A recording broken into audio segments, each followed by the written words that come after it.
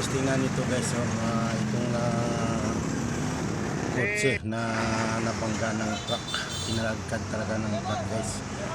Yan guys, tingnan yung napakalaki ng damage guys ng kotse. So yan guys, mabuti na lang guys, umaandar pa rin pero talagang wasak na wasak guys yung tagiliran ng kotse. At ang sabi pa nung itong mga tao na to guys, itong mga nakakita ay talaga daw kinalagkad dito, ang layo daw ito ng ang layo daw ng pinanggalingan. Doon pa daw sa kanto, tapos hanggang umabot daw dito, talaga daw nagkalagkad talaga siya ng tubig. So ngayon guys, sinubukan natin ipatabi natin dito para makalis dito dahil grabe ng traffic guys dahil dito. So yan guys,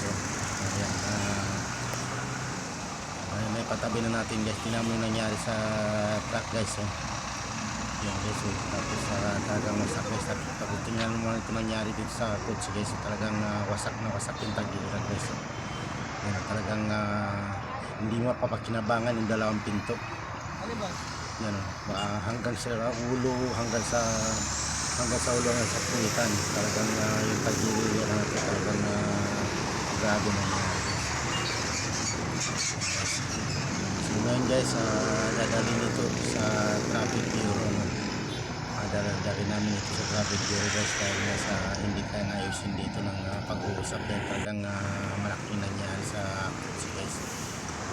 Sabi nga nitong mga makakita guys, talaga daw malayo daw itong pinalagkad dito pa daw sa kanto.